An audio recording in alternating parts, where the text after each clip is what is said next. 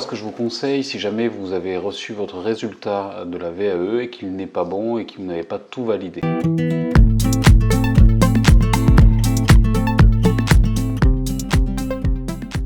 Bonjour, je m'appelle Mathieu, je suis éducateur spécialisé. Si c'est la première fois que vous venez, je vous invite à vous abonner et à activer la cloche et laisser un petit j'aime, ça m'aidera beaucoup. Déjà, la première chose à faire, selon moi, c'est le fait de regarder l'appréciation que le jury vous a marquée. Si le jury vous a indiqué pour quel motif il n'avait pas validé le décès en question, le ou les décès, eh bien essayez de faire le lien avec le référentiel. Vous allez avoir un rattrapage, donc vous allez avoir une autre possibilité de déposer votre livret 2 et vous allez avoir un autre oral. Dans le cas du référentiel ES, et je prends l'ancien référentiel puisque ce sont les derniers, donc souvent là il y a pas mal de personnes qui m'écrivent et qui me disent j'ai pas tout validé, qu'est-ce que je dois faire, qu'est-ce que vous me conseillez de faire, est-ce que je dois réécrire, pas réécrire le livret? Alors oui, effectivement, moi je vous conseille de réécrire le livret. Et on va regarder ça de suite par rapport au référentiel. En fait, vous devez prendre le décès que vous n'avez pas validé. Et je vous conseille donc d'aller directement au tableau du domaine de compétences. Celui qui est plus détaillé, celui qui est... il y a 4 tableaux différents, tous séparés par décès. Et dans chaque tableau, vous avez la partie de droite qui correspond aux indicateurs de compétences. C'est avec ça que le jury, quand on va vous lire, on va essayer et quand on va vous entendre à l'oral, on va venir vérifier si vous possédez ces indicateurs, s'ils apparaissent dans votre discours et dans votre écrit. Sur la colonne de gauche, dans les compétences, vous allez voir, il y a des grandes familles, on va dire, il y a des grands groupes. Donc dans le dessin, il y en a 5. Il y a 5 points importants. Et à droite, ils sont déclinés, en fait, ils sont détaillés en indicateurs de compétences. Si vous n'avez pas validé le dessin, mais il faut que vous essayiez à travers votre livret 2 que vous avez déposé et le souvenir de votre oral, essayez de voir ce qui a pu pécher, ce qui peut manquer. Donc il faut essayer de le relire d'une manière un peu analytique en cherchant. En fait, il faut en lisant, que vous soyez à la recherche d'un manque. Par rapport au DC2 et DC3, DC4, vous allez voir, il y a dans la colonne de gauche, il y a 2 familles, il y a 2 chapitres à chaque fois dans le domaine de compétences, et ce qui fait que vous pouvez le valider partiellement. Et donc j'ai vu des personnes qui étaient dispensées de première partie du DC pour le 2, 3, 4. Donc ça, après, renseignez-vous auprès du DAVA par exemple, qui peut vous en dire plus, parce que c'est important que vous sachiez sur quoi vous allez être interrogé. Et parce que ça va vous permettre un petit peu de cibler un petit peu votre écrit, savoir ce que vous devez écrire. Donc dans le DC2, là on est dans le DC2, voilà.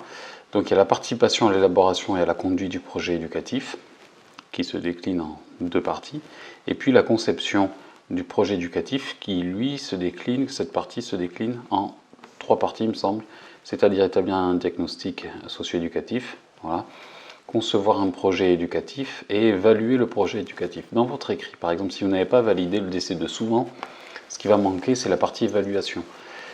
Les 3 parties qui sont ici, colonne de gauche, il faut qu'elles apparaissent vraiment d'une manière très claire et très présente dans votre écrit. Et souvent, c'est ce qu'on va venir après chercher à l'oral, si jamais c'était pas le cas. Donc quand c'est le DC2, regardez les 3 parties, c'est-à-dire au niveau du projet. L'évaluation, je vous l'ai dit, c'est souvent manquant ou un peu léger, et aussi le diagnostic éducatif qui parfois est complètement absent. Donc par rapport au DC2, si jamais vous l'avez raté, faites bien apparaître toutes ces parties-là dans l'écrit, réécrivez-le.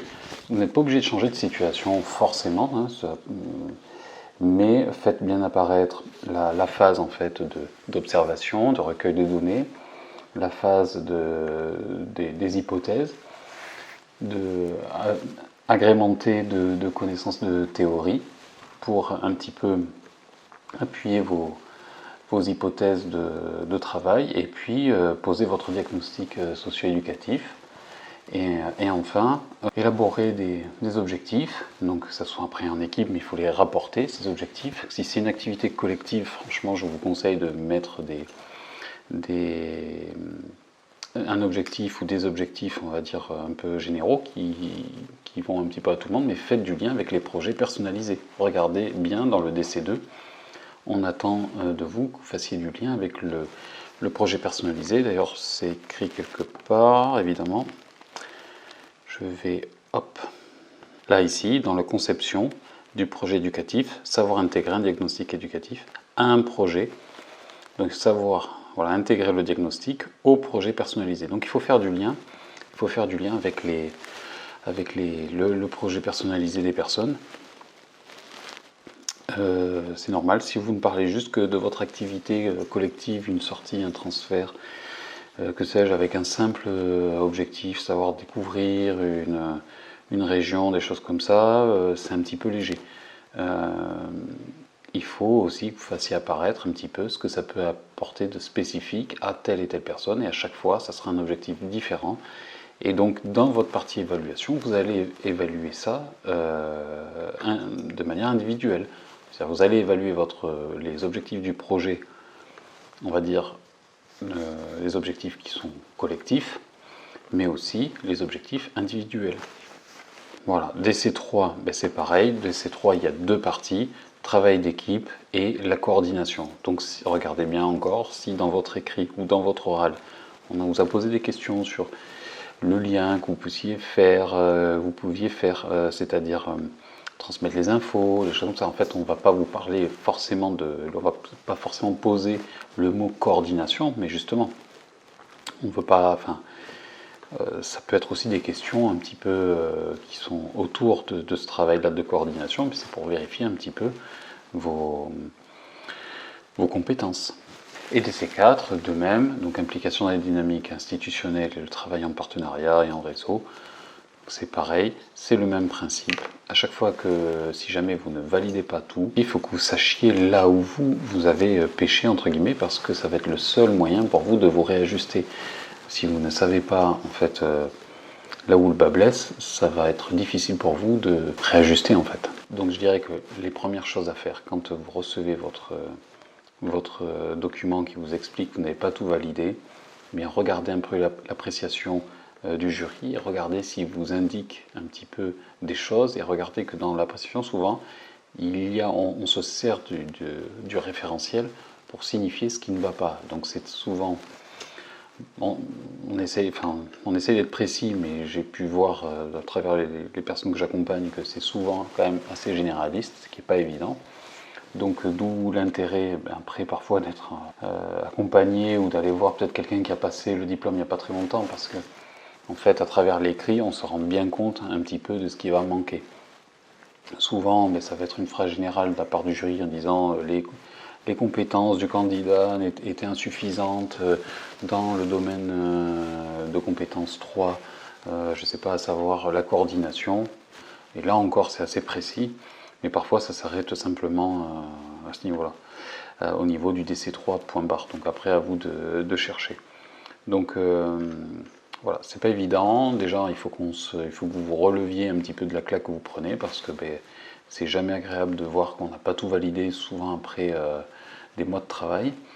Mais tenez bon, sachez qu'une VAE, souvent ça ne se valide pas du premier coup, hein, c'est vraiment pas souvent, hein, au niveau des statistiques. C'est moins de la moitié, vraiment. Hein. Donc, pour ceux qui valident la première fois, c'est vraiment en dessous de la moitié. Et de toute manière, même ceux qui valident les 4 décès, je l'avais dit dans une précédente vidéo, de toute manière, on est quand même sur un pourcentage assez bas, puisqu'on est autour de 60%, 65% au niveau national. Et là, cette année encore, la première session, là dans la région où je suis, c'était en dessous de 60. Donc, vous voyez, et c'était quand même représentatif de ce qui se passe au niveau national. Donc voilà, accrochez-vous, n'hésitez pas à me contacter si vous avez besoin. Entourez-vous, faites-vous aider. Et puis, même si cette année, pour l'ancien référentiel, vous n'avez pas tout validé, sachez qu'il va y avoir, a priori pour le nouveau référentiel, il y aura des possibilités, vous aurez quand même validé des parties peut-être de décès. Donc à voir, on en saura un petit peu plus. En tout cas, moi j'en saurai un peu plus cette année qui arrive. Et dès que je sais quelque chose, je le partagerai avec vous évidemment. N'oubliez pas que si vous avez besoin d'une aide efficace pour atteindre un but précis, vous avez en description en lien quelque chose qui pourra vous aider. Dans ce lien, je vous propose une solution pour ne plus être seul face à vos difficultés. Et surtout, vous trouverez comment je mets en place une stratégie personnalisée à votre cas pour que vous avanciez et pour qu'on puisse résoudre vos difficultés ensemble. Vous trouverez du contenu gratuit. Vous trouverez aussi comment me joindre pour qu'on puisse discuter de vos problèmes et de comment les résoudre. Je vous remercie d'avoir regardé cette vidéo. Partagez-la, mettez un j'aime et je vous dis à très bientôt.